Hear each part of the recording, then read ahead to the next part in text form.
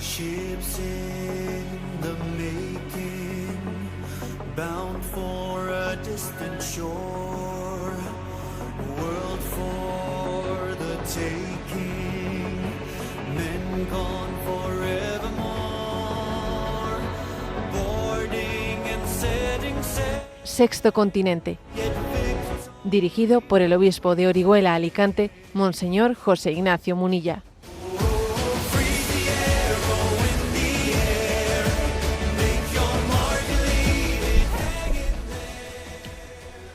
Un cordial saludo a todos los oyentes de Radio María. Un día más, con la gracia del Señor, nos disponemos a realizar este programa radiofónico llamado Sexto Continente, programa que lunes y viernes de 8 a 9 de la mañana, una hora menos, en las Islas Canarias, realizamos aquí en directo en Radio María España. Hoy es la solemnidad del Sagrado Corazón de Jesús. Y se concluye este domingo próximo, un año jubilar, el año jubilar por el 350 aniversario de la Gran Revelación, así se le llama, la Gran Revelación del Sagrado Corazón de Jesús a Santa Margarita María de Alacoc. El día en concreto en que tuvo lugar esta Gran Revelación, que ahora diré cuál es, fue un 16 de junio de 1675, durante la octava del Corpus Christi, o sea que se han hecho 350 años este mes. 350 años de una gran revelación. ¿Y cuál es esa gran revelación? Bueno, pues yo la he compartido en redes sociales en el día de ayer, ¿no? Ya para introducir la solemnidad del corazón de Jesús. Esta es: he aquí este corazón que tanto ha amado a los hombres, que no ha escatimado nada hasta agotarse y consumirse para testimoniarle su amor, y que a cambio no recibe de la mayor parte sino ingratitudes. Es una revelación impresionante. Bueno, lo primero, que la palabra revelación sabemos que no es una revelación en el sentido público como la Sagrada Escritura, porque en el fondo esta expresión que el corazón de Jesús le dice a Santa Margarita, en el fondo estaba afirmada, su contenido está perfectamente presente en los evangelios, ¿no? Pero tal y como reza allí, si uno va al santuario de Paray-le-Monial y llega allí a la capilla donde tuvieron lugar estas revelaciones y ve allí la tumba de Santa Margarita María, ve que allí pone una frase: te constituyo heredera de mi corazón. El Señor a esta santa la constituyó heredera de su corazón para decirle también a los tiempos modernos esta expresión: cómo se siente Dios, cómo Jesús experimenta lo que está ocurriendo. Bueno, pues esta es la gran revelación, que se entere el mundo entero. He aquí este corazón que tanto ha amado a los hombres, que no ha escatimado nada hasta agotarse y consumirse para testimoniarle su amor, y que a cambio no recibe de la mayor parte sino ingratitudes. Es decir, es una expresión, que es una declaración de amor, pero también deja patente que existe un drama. Y el gran drama es que esa declaración de amor por parte de Dios en Jesús no recibe la respuesta adecuada. Lo lógico es amor por amor. Lo lógico es que si Dios nos muestra un amor así, le correspondamos, ¿no? El gran drama es que el amor con mayúscula no es amado. Y el gran drama es que nosotros sí hemos recibido esa noticia, pero no respondemos con toda la coherencia de vida ante un amor como ese. Por eso, en este 350 aniversario de esa gran revelación, Dios te ama, Dios te quiere, pero sufre por la falta de correspondencia a ese amor. Obviamente también el Señor goza de ver que existen almas puras, que existen almas enamoradas, que aman al Señor y que entregan su vida. Pero la gran revelación no duda en decir: y que a cambio no recibe de la mayor parte sino ingratitudes. Es que, seamos claros, de la mayor parte, dice. ¿Cuántos son los que somos indiferentes ante ese amor. Es un drama que Dios nos ame de esta forma y que no obtenga la correspondencia. Por eso vamos a celebrar este año la solemnidad del corazón de Jesús con especial conciencia, porque se cumplen 350 años de esta gran revelación. Yo, como muchas veces, bueno, como en alguna oportunidad os he dicho, tengo el honor de, en este pectoral que llevo colgando de mi pecho como obispo, pues tener en ese pectoral una reliquia de Santa Margarita María de Alacoque. Y claro, pues cada vez que veo esa reliquia colgando de mi pecho me acuerdo de esta promesa. Y también digo, y a cambio reciben ingratitudes. Y obviamente a mí me cuestiona esta reliquia que hace referencia a ese desahogo que tuvo el corazón de Jesús. Me cuestiona. Yo le correspondo con un amor verdaderamente coherente. Yo soy ingrato, pues claro que somos ingratos, ¿no? Y entonces es una llamada, la de la solemnidad de hoy, a responder amor con amor, ¿eh? Por otra parte, como ya he dicho, ¿no?, en los programas anteriores, quedáis todos invitados a la consagración al corazón de Jesús que Dios mediante haremos el domingo, este domingo día 29, en Orihuela, a la consagración de la diócesis al Sagrado Corazón de Jesús. Sexto Continente es un programa que tiene interacción con los que sois usuarios de redes sociales en Instagram y en Twitter a través de la cuenta @obispo_munilla, en Facebook a través de la página que lleva mi nombre personal de José Ignacio Munilla. Los programas anteriores están a vuestra disposición tanto en el podcast de Radio María como en las plataformas el canal de YouTube, en Ti Confío, en la plataforma también de iVoox, en la plataforma de Spotify y también en la página web multimedia www.enticonfio.org. Allí también tenéis acceso a estos programas anteriores, a otro mucho material que hoy, por cierto, espero publicar a lo largo del día de hoy, pues una reflexión sobre la consagración al corazón de Jesús. Una reflexión que le he titulado pues Camino de sencillez, porque el reto de la sencillez. Consagrarse al corazón de Jesús es sencillamente el reto de hacernos sencillos. Ahí también estará en pocas horas, estará allí a vuestra disposición. Y bien, y vamos adelante. Vamos adelante en el programa de hoy. He elegido un tema de reflexión moral ética que tiene una actualidad muy grande en estos días, que está en los medios de comunicación, y es el siguiente. Lo digo para quienes me escuchan desde España, pero también para quienes escuchan desde países de Hispanoamérica. Bueno, pues digamos, se ha firmado un compromiso entre todos los países de la OTAN para elevar el gasto del presupuesto para gasto militar, de elevarlo anualmente al 5% del Producto Interior Bruto. Ha sido una exigencia que Estados Unidos, o que Donald Trump ha impuesto al conjunto de los países de la OTAN, y todos lo han firmado.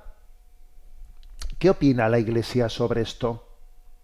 ¿Cuál es la perspectiva que nosotros podemos tener desde la doctrina social católica?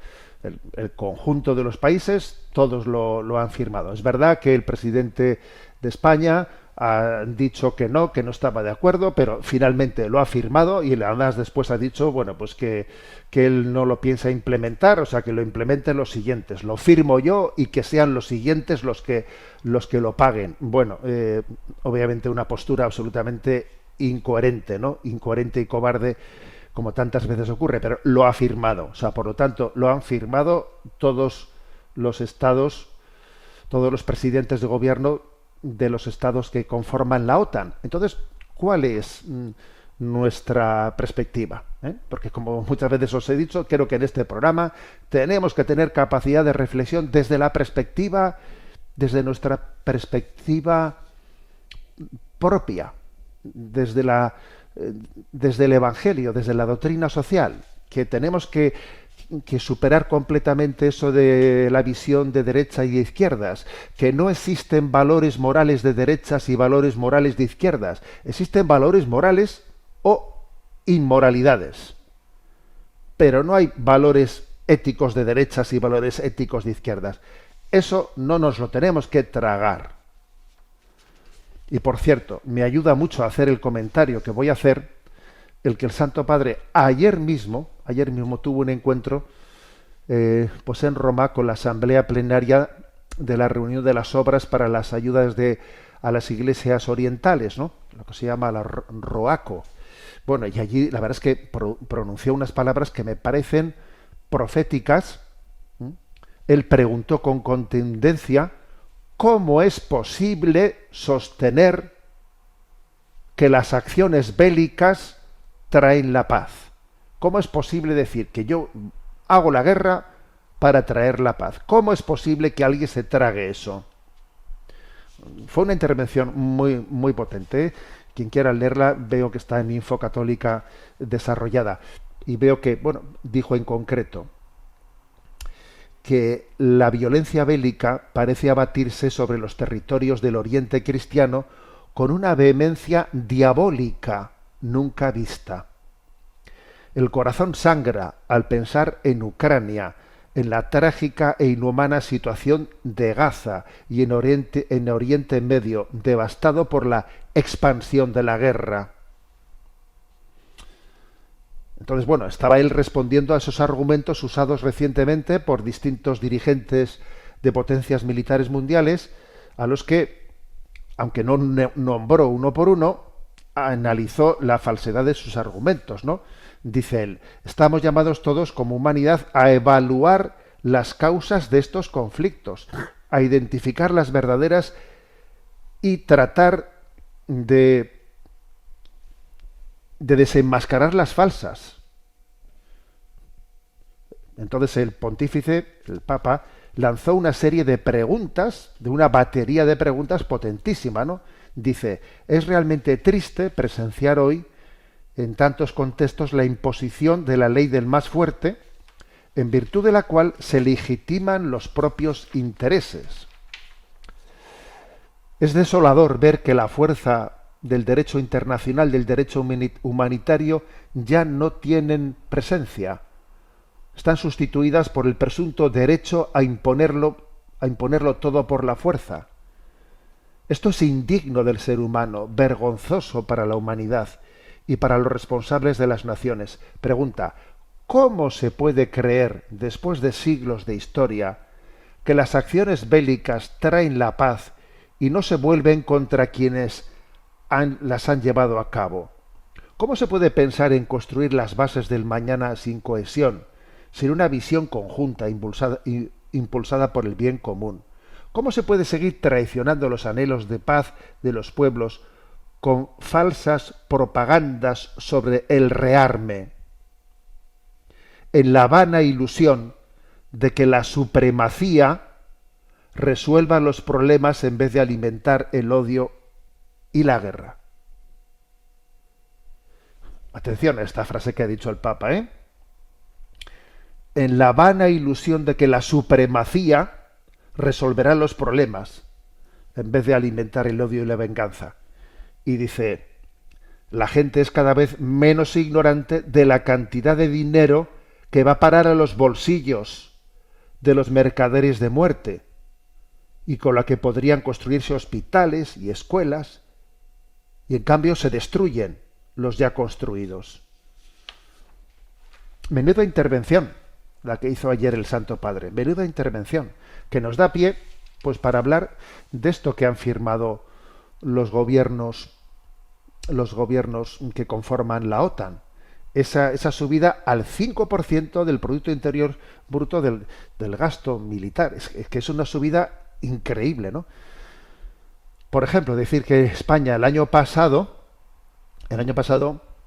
gastó el 1,28 del Producto Interior Bruto en gasto militar, o sea, gastó unos 19.700 millones de euros, vamos a hablar un poco en términos redondos, gastó poco menos de 20.000 millones de euros en gasto militar. Madre mía, ¿eh? 20.000 millones de euros. Pero bueno, ahora, con esto que se ha firmado, tenemos que gastar 80.000 millones de euros. O sea, tenemos que cuadruplicarlo. España tiene que cuadruplicar el gasto militar. Básicamente pasar de 20.000 millones de euros a 80.000 millones de euros. Así, sin anestesia. Sin anestesia. Los países, otros países europeos, quizás tendrán que duplicarlo o triplicarlo. Nosotros cuadruplicarlo. En cualquier caso, el que menos, por lo menos lo tiene que duplicar. Esto también ha sido una exigencia del presidente Donald Trump. Y entonces, digo yo, ¿y no vamos a tener una reflexión ética a este respecto? Me parece que es importantísimo, ¿no?, hacer una reflexión ética sobre esto. Bueno, primero hay que decir que ¿por qué se justifica este incremento? ¿No? Es que mira lo que está ocurriendo en las guerras de Rusia y en Medio Oriente y tal. A ver, pero lo primero es hacer una autocrítica de por qué está ocurriendo esto. Porque hay que decir que durante los últimos mandatos, ¿no?, es Donald Trump el que está de alguna manera exigiendo, y además con amenazas, y al que no lo haga yo me voy a vengar de él con aranceles económicos, con lo que sea. Es Donald Trump el que está llevando adelante, ¿no?, este aumento del gasto militar. Y hay que decir que en el tiempo, ¿no?, en el que el primer mandato que estuvo como presidente de Estados Unidos, del 2017 al 2021, y en lo poco que lleva ahora, ¿no?, pues en este año 2025, claro, es que será importante saber cómo se han tomado decisiones de romper con tratados internacionales de no proliferación de armas y control de armamentos. Se han roto con bastantes tratados internacionales que se habían firmado previamente de no proliferación de armas, de control de armamentos. Entonces algunos se han roto unilateralmente, se han suspendido otros, se ha retirado de puntos clave, por ejemplo, ¿no?, pues el tratado de fuerzas nucleares de alcance intermedio, que había sido firmado en 1987, fijaros, en el 87. Bueno, pues en febrero del 2019 la administración Trump anunció la suspensión de las obligaciones de Estados Unidos bajo este tratado, y el 2 de agosto de 2019 se retiró definitivamente el Tratado de Cielos Abiertos, que era de 1992.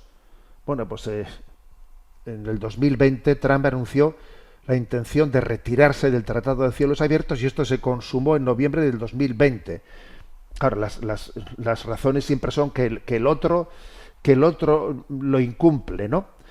Por ejemplo, el Tratado sobre el Comercio de Armas, otro tratado que era importantísimo, que estaba firmado en el 2013, que eran tratados restrictivos. Bueno, pues también aquí, en abril de 2019, anunció que Estados Unidos revocaba ese tratado, tal. Entonces, claro, hemos tomado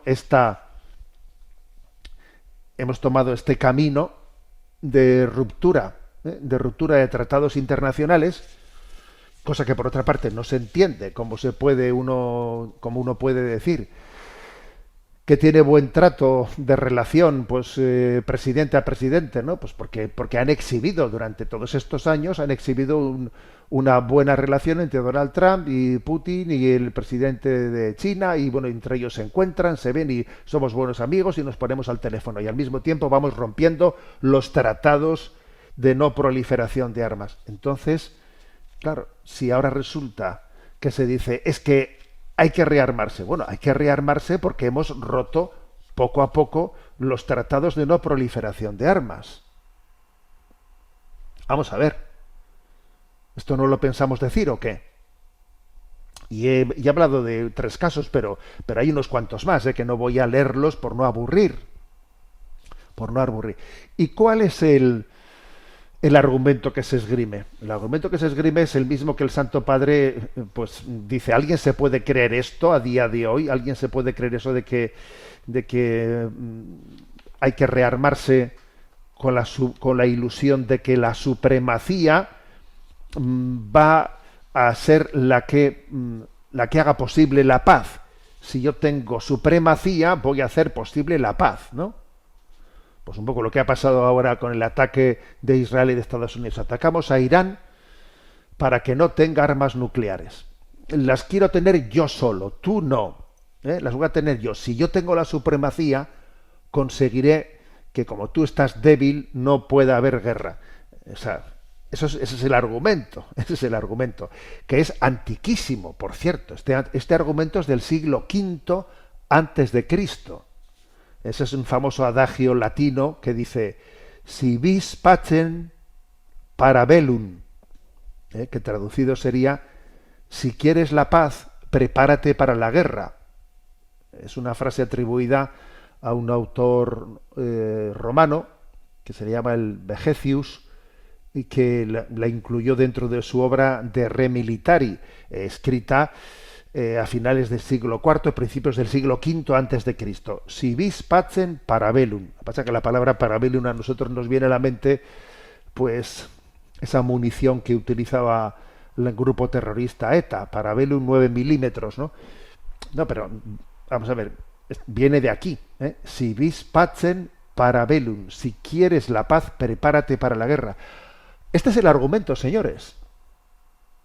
Este es el argumento que se utiliza en el siglo XXI, en virtud del cual se nos ha obligado, así, sin más, se nos ha obligado a que todo el mundo, sin pasar por los parlamentos, ojo, sin pasar por los parlamentos, sin pasar por ningún lado, se nos ha obligado a que tenemos que tener ese gasto.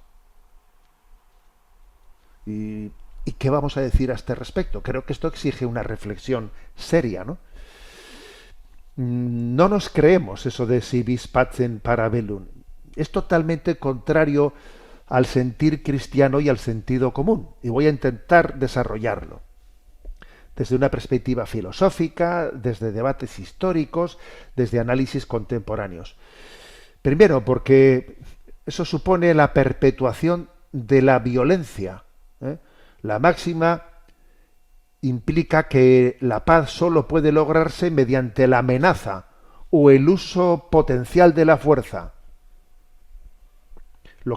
Si tú me tienes miedo, me tendrás que respetar, ¿no?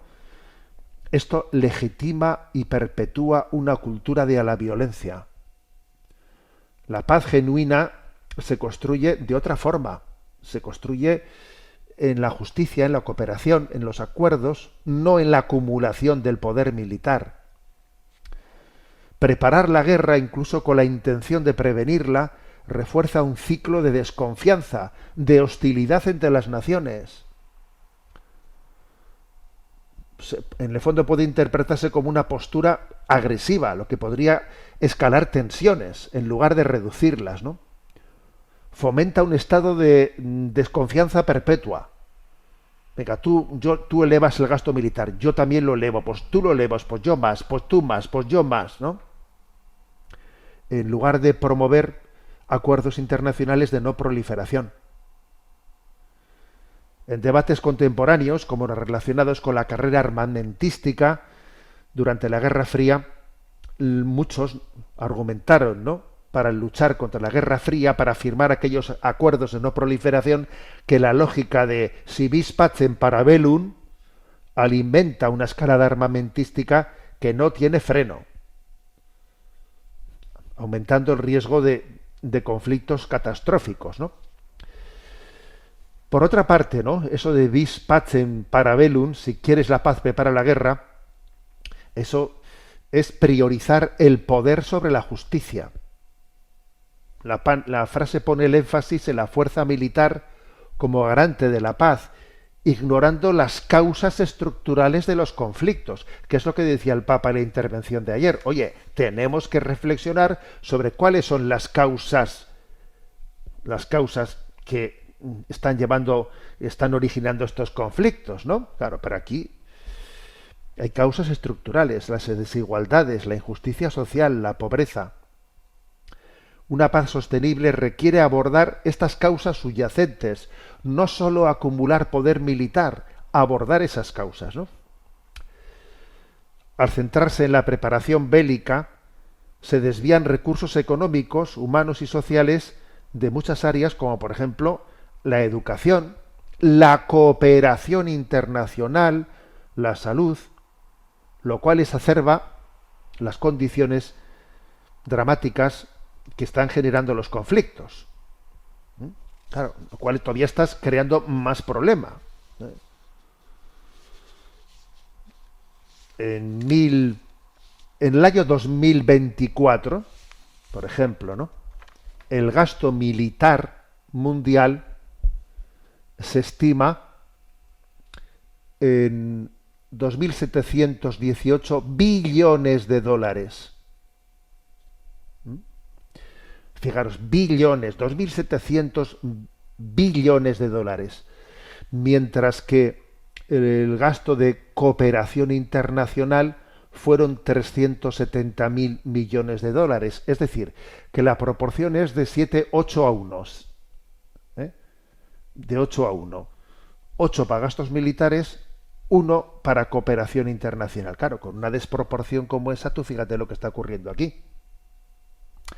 Y el Papa también en la intervención de ayer dice, a ver, pongamos, o sea, todo esto, ¿qué es lo que supone de estar desviando fondos que debiéramos de utilizar para abordar la humanización de la humanidad? Por ejemplo, en la estimación más baja de las que pueda haber, hay unos 2.200 millones de personas, 2.200 millones de personas que no tienen acceso doméstico al agua potable, que en su casa no tienen acceso al agua potable, unos 2.200 millones de personas.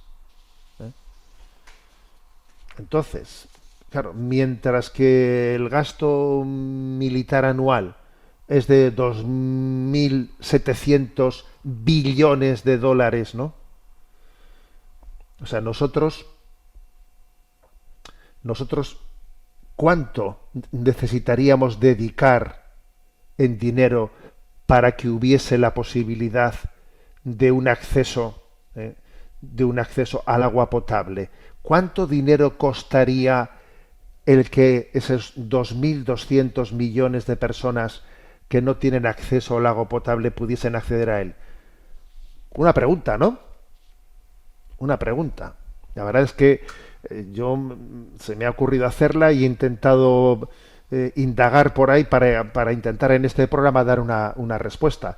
Las estimaciones son muy distintas. Hay algunas estimaciones que tiran por lo bajo y piensan que con 30.000 millones de dólares anuales se conseguiría ese acceso de agua potable para todo el mundo, que más o menos, según estas estimaciones, es el 1% del gasto militar.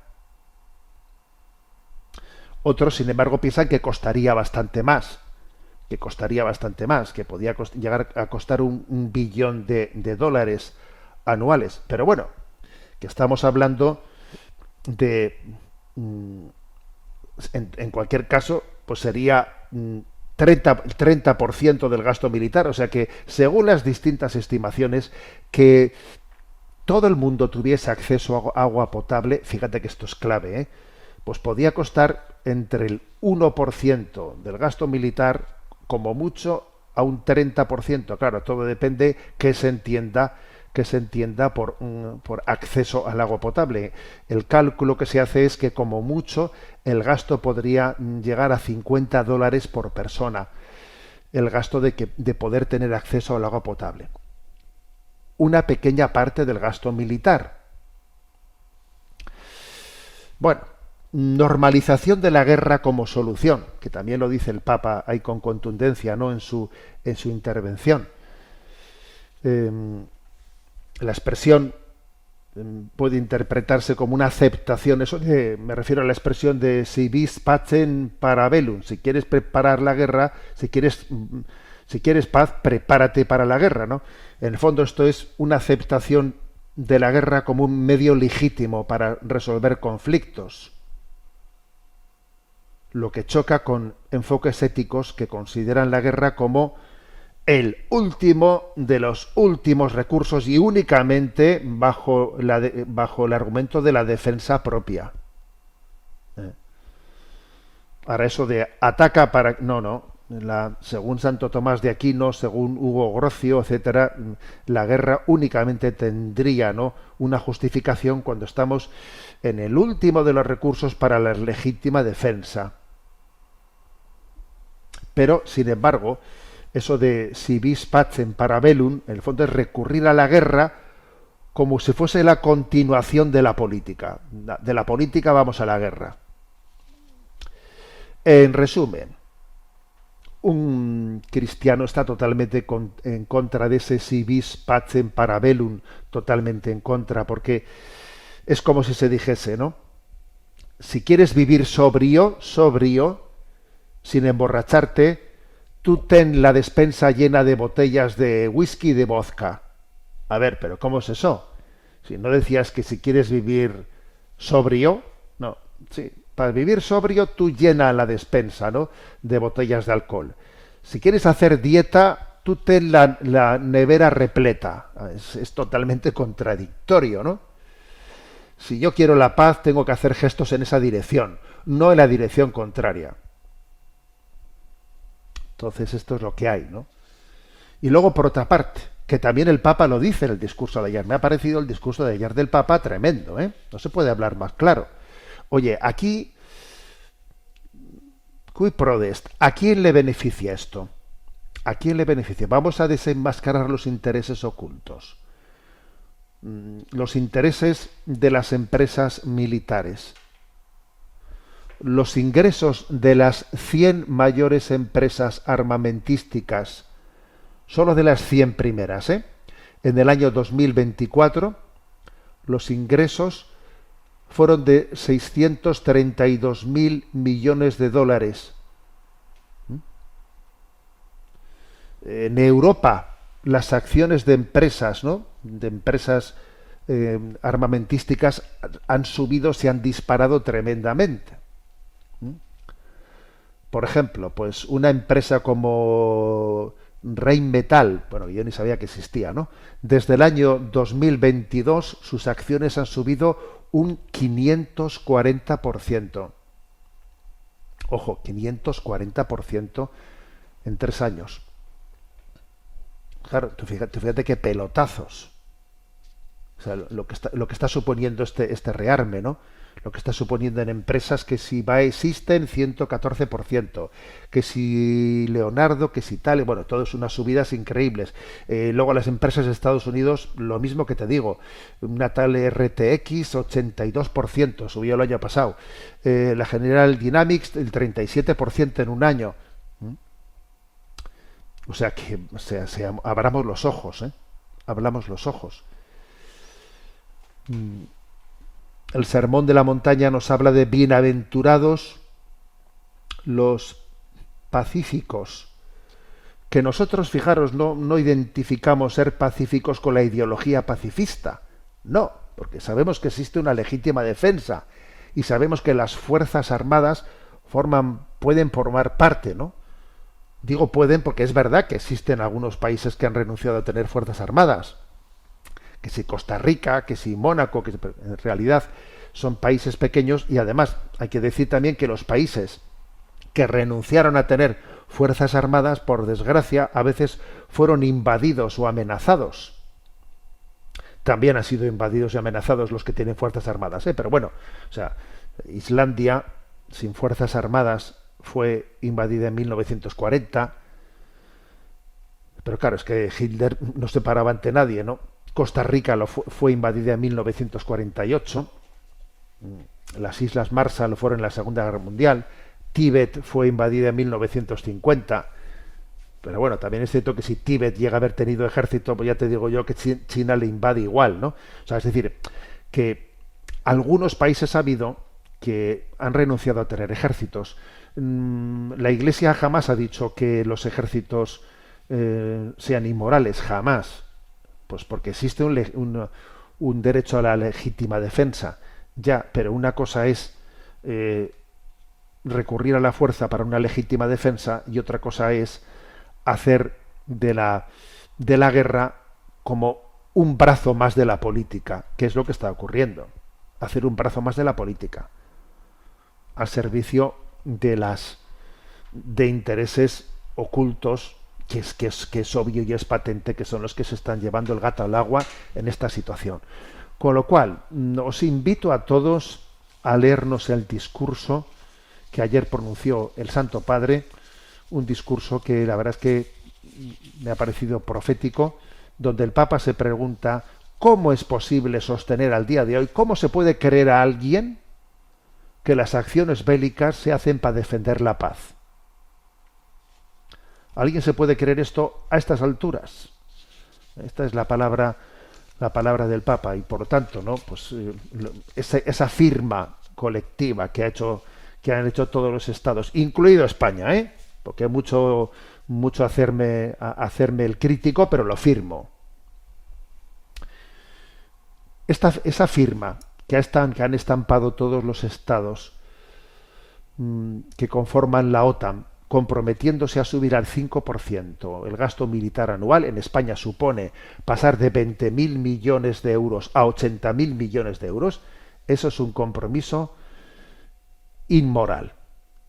Es un compromiso inmoral por todo lo que ello supone, por lo que supone de ruptura con un compromiso de construir otro tipo de sociedad con otras bases, ¿no? Que no estén fundadas en la amenaza mutua y continua. Bueno, tenemos en este contexto del Sagrado Corazón de Jesús, vamos a tener nuestro momento de oración y cantamos y escuchamos esta canción del Sagrado Corazón de Jesús cantada por Fones.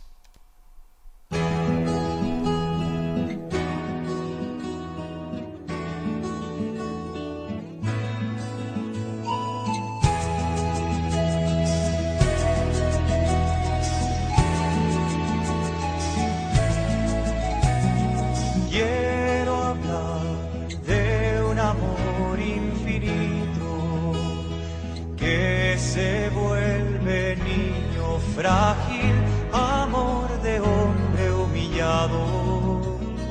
Quiero hablar de un amor apasionado.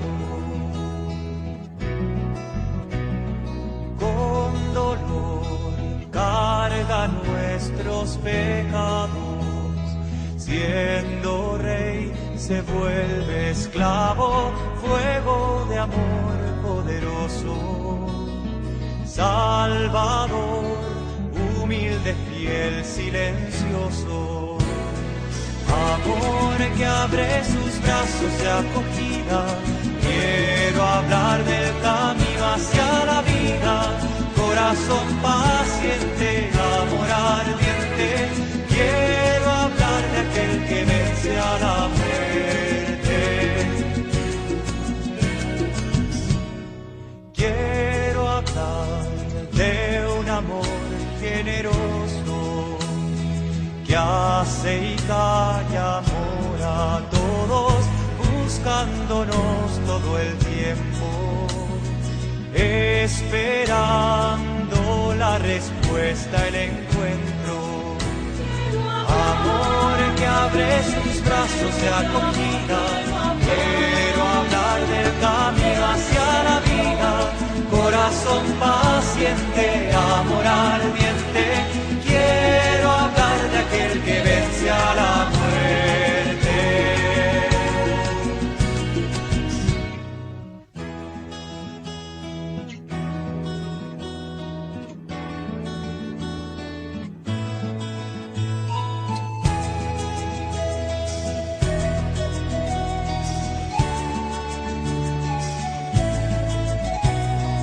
Quiero hablar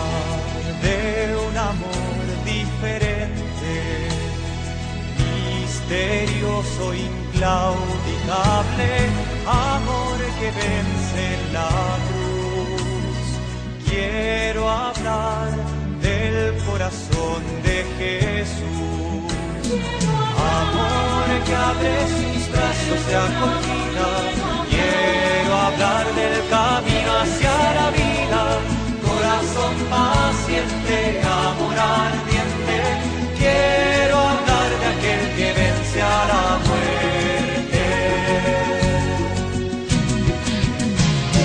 Amor que abre sus brazos de acogida. Quiero hablar del camino hacia la vida, corazón paciente, amor ardiente. Quiero hablar de aquel que vence a la muerte. Quiero hablar de aquel que vence a la muerte.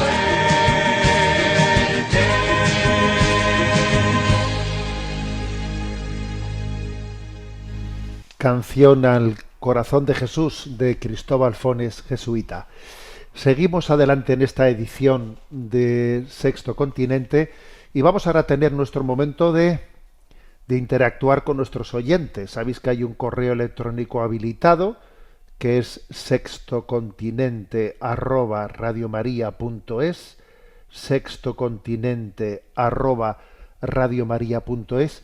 Allí podéis hacer llegar vuestras aportaciones, vuestros comentarios, y desde la emisora José nos va a ir presentando algunas de las preguntas o comentarios que hemos seleccionado. Buenos días. Muy buenos días, monseñor. Pues nos escriben desde Panamá con una consulta moral.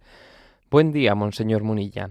Mi nombre es Caterine, mi esposo y yo lo escuchamos desde Panamá. Tenemos 6 años de casados, estamos abiertos a la vida. Practicamos el método de ovulación Billings. Hemos intentado varias veces concebir y lo hemos logrado 5 veces, pero los 5 los he perdido, porque padezco de trombofilia, mi sangre tiende a coagularse, lo que no me permite culminar con mis embarazos. Hemos utilizado medicamentos para ayudar a mi cuerpo a poder terminar, sin embargo, no lo hemos logrado. Es cierto que me siento mal y hasta me siento culpable de no poder traer al mundo estas personas que fallecen porque mi cuerpo no reacciona correctamente. He pensado que aún tengo chance hasta mis 40 para lograr un embarazo a término, pero me pesa en el corazón y me pregunto, ¿éticamente es correcto o no seguir intentando cuando hay probabilidades de perderlos? Dios quiera y pueda responder mi pregunta. Gracias, saludos y bendiciones. Bueno, pues vamos a también además a encomendarle a Caterine y a su familia, a su esposo, al Sagrado Corazón de Jesús, como hay tantas, ¿no? Tantos matrimonios que sufren, pues porque piden el don de la fecundidad y no consiguen verlo materializado, ¿no? Yo lo primero que te diría, Caterine, es que tienes que, puesto delante de Dios, purificar toda esa sensación de autoinculpación, porque a veces uno tiene un sentimiento de culpa, de autoinculpación, que es absolutamente absurdo, ¿no? Y obviamente debes de, puesto delante de Dios, de quitarte cualquier sensación de ese estilo, ¿no? Que no ha lugar. Lo lógico es que actúes bajo el consejo médico. Obviamente tienes clara, por la gracia de Dios, tienes clara pues la moralidad católica, tienes claro que no vas a caer en la tentación de recurrir a métodos inmorales, no, pues como serían la fecundación in vitro, las inseminaciones artificiales o los vientres de alquiler o cosas por el estilo. Tienes claro ese don. Los hijos, si Dios te dará, serán un don. Y la medicina, si debe de actuar para sanar las causas de la infertilidad o que no hacen posible la culminación de un embarazo. La medicina está para sanar, no para sustituir la concepción natural o la gestación natural, ¿no? ¿Tienes eso claro? Eso es un don de Dios. Entonces yo te diría, por supuesto que no actúas de manera incorrecta por el hecho de intentarlo, y el hecho de que se produzcan esos abortos, pues tienes la fe para decir, estos niños son de Dios, estos niños son de Dios, y estos niños que han sido concebidos y que no han llegado a nacer son hijos de Dios, y son hijos de Dios por toda la eternidad, y aunque tú no puedas disfrutar de ellos, Dios sí disfruta de ellos, y ellos disfrutan de Dios. A ver, esta es la clave que creo que necesitas escuchar, ¿no? Esos niños, aunque tú no disfrutes de ellos, Dios sí disfruta de ellos y ellos disfrutan de Dios. Luego, no te sientas mal por decir, y ese, claro, y si tengo más abortos, hombre, pues creo que mientras que los médicos te hablen de la posibilidad de que alguno de esos embarazos llegue a buen puerto, pues creo que haces bien intentándolo, ¿eh? Bien intentándolo. Es verdad que hace falta que tu salud psíquica no se deteriore, pero es que para que tu salud psíquica no se deteriore es importante partir de esta convicción que te he dicho. Es decir, tú no estás haciendo mal a unos niños, no. Esos niños están recibiendo un don de Dios, que es el don de la vida, y están llamados van a gozar eternamente de Dios, ¿no? O sea, que eso es importante que lo reafirmes para que no te estés autoinculpando y haciéndote, no sé, y te hagas una especie de sospecha de si estás haciendo algo mal, ¿eh? En cualquier caso, encomendamos todos a esta familia. Adelante con la siguiente consulta. Nos escribe Ana, una oyente desde Portland, Oregón, en Estados Unidos. Dice: buenos días, Monseñor José Ignacio Munilla, estoy contenta de contactar con usted. El Papa Francisco nos dejó el año jubilar de la esperanza y con ello las indulgencias plenarias por las almas del purgatorio. Mi pregunta es, si yo ofrezco una indulgencia plenaria por un alma del purgatorio, ¿ya nunca más debo pedir por esa persona porque ya ha sido liberada del purgatorio? O dicho de otra forma, si sigo pidiendo por ella, ¿ofenderé a Dios por no creerle que ya ha sido llevada al cielo? Muchísimas gracias por dar paz a mi pregunta. Saludos desde Portland. Vamos a ver. Ocurre que cuando nosotros ofrecemos, ¿no?, pues una indulgencia plenaria por un alma del purgatorio, claro, no sabemos, no tenemos plena certeza de si eso de si esa oración, de si ese acto que hemos ofrecido, que es verdad que la Iglesia ha lucrado con una indulgencia plenaria, realmente ha obtenido una indulgencia plenaria. ¿Por qué? Porque depende de que yo, además de haber cumplido los requisitos, ¿no?, pues por ejemplo, de hacer una peregrinación, o de entrar en un templo jubilar, de rezar por el Papa, de haber comulgado, de haberme confesado una semana, 15 días antes o 15 días después. Bueno, aparte de esos requisitos, es que hay uno que es el que yo tengo que tener una contrición perfecta, ¿eh? O sea, que yo tengo que tener un rechazo pleno de cualquier connivencia o apego al pecado venial, tener una contrición perfecta, ¿no? Entonces uno puede tener la seguridad de que ha tenido contrición perfecta. No, eso solamente Dios lo sabe. Solamente Dios lo sabe. Si nosotros hubiésemos intentado lucrar una indulgencia plenaria sin tener esa contrición perfecta, pues posiblemente la indulgencia no habrá sido plenaria, sino habrá sido una indulgencia parcial, ¿eh? Parcial. Eso solo Dios lo sabe. Por lo tanto, uno ha podido ofrecer una indulgencia, un acto que está lucrado con indulgencia plenaria por un alma. ¿Puede volver a ofrecerla? Sí, en el sentido de que no estoy seguro si ese acto que yo hice tenía la perfecta contrición para ser lucrada por una indulgencia plenaria. Ahora, si ya no lo necesita porque verdaderamente lo recibió, pues Dios lo dispensará y se lo dará al alma que necesite, ¿no? Yo creo que siempre cuando ofrecemos una indulgencia plenaria por un alma, hay que añadirle al Señor, y tú sabrás si es esta alma la que lo necesita o es otra, y tú sabrás pues dirigir esta gracia a las almas necesitadas. Eso siempre hay que hacerlo así, porque nosotros no somos, ¿no?, los que podemos llegar a tener el control del misterio de la salvación, que Dios nos permite asociarnos con Él y colaborar con la salvación de las almas, pero no siendo nosotros los que contabilicemos, ¿no?, ni pretendamos tener ningún control sobre ello, ¿eh? Siempre las cosas hay que dejárselas en manos del Señor, en manos de la Virgen del Carmen, como administradora que Dios le ha querido que sea ella, ¿no?, de esas gracias de purificación de los hijos de Dios que están en el purgatorio. Adelante con la siguiente consulta. Una oyente llamada Nieves Bravo nos hace la siguiente pregunta. Buenos días, me gustaría saber en qué casos las personas divorciadas que viven de acuerdo a la moral católica pueden comulgar. Tengo entendido que debe examinarse cada caso en particular. Como regla general, si están arrepentidos de haberse divorciado, en el caso de ser ellos los impulsores del divorcio, no hay problema. Sería similar a quien comete otro pecado grave, supongamos asesinato, arrepentido y confesado, no está excluido de la comunión. O si es el otro cónyuge el que lo ha hecho. Con el divorcio exprés se queda mucha gente divorciada en muy corto plazo de tiempo. Creo que hay mucha confusión en este tema entre católicos sinceros. Le agradezco de antemano su aclaración. Gracias. Bueno, vamos a ver un tema, una clave que será dirimente para discernir, ¿no?, dentro de lo que usted pregunta, es si esas personas divorciadas a los que usted se refiere se han vuelto a casar, o sea, si mantienen otra relación con otra persona o no, ¿eh?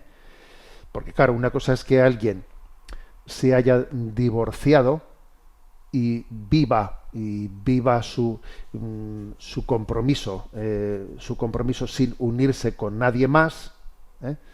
Quizás hizo mal en divorciarse, quizás debería, porque claro, igual no podemos juzgar si ese divorcio se aconteció proporcionalmente o desproporcionadamente. La verdad es que nosotros, desde nuestro punto de vista, cuando hay razones para una separación, el católico debe de intentar buscar la separación y no el divorcio. Lo que ocurre es que el divorcio puede ser impuesto por la otra parte, te puede imponer el divorcio, ¿eh? Entonces un católico, cuando ve, porque pueden existir causas en las que el deterioro en la convivencia es tan grande que podría hacer más daño a los niños el continuar forzando una unión. Puede darse ese caso, claro que puede darse. Y el Catecismo de la Iglesia Católica tiene claro que unos católicos pueden recurrir a la separación como la medida más prudencial para no deteriorar la educación de los niños, incluso no deteriorarse psicológicamente entre ellos. Pero bueno, lo que deben de procurar es una separación que no es un decir, mi matrimonio anterior dejó de existir. Nosotros no creemos en el divorcio, aunque legalmente nos lo puedan imponer. Entonces, bueno, la pregunta del oyente va, y en estos casos pueden comulgar.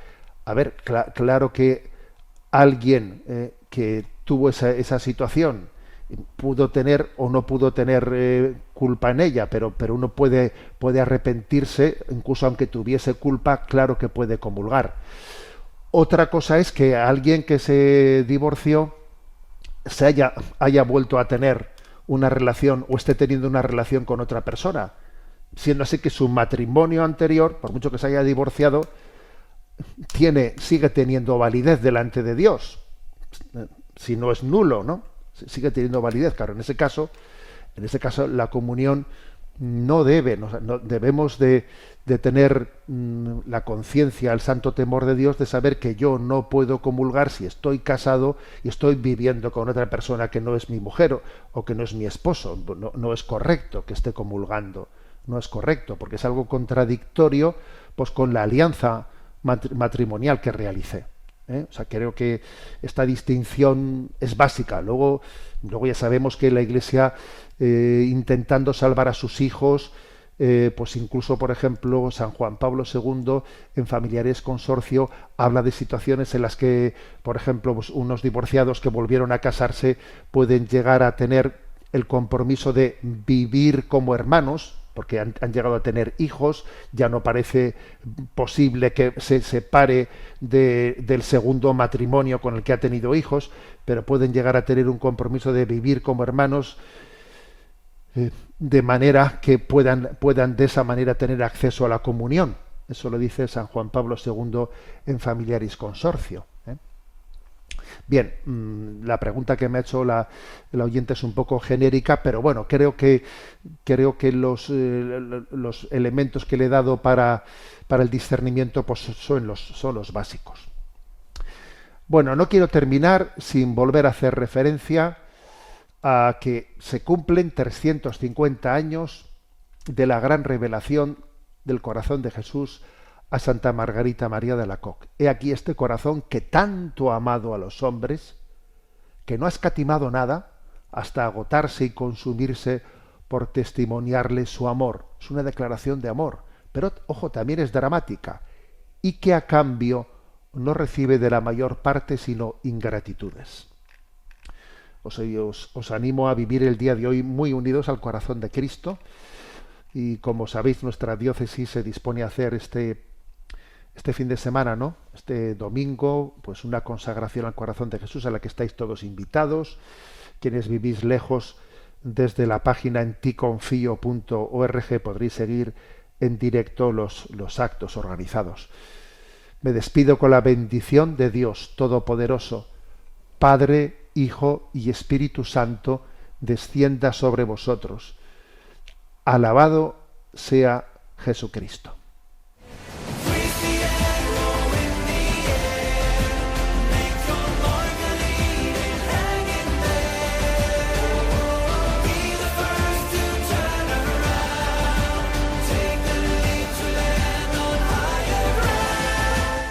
Finaliza en Radio María Sexto Continente, dirigido por el obispo de Orihuela Alicante, Monseñor José Ignacio Munilla.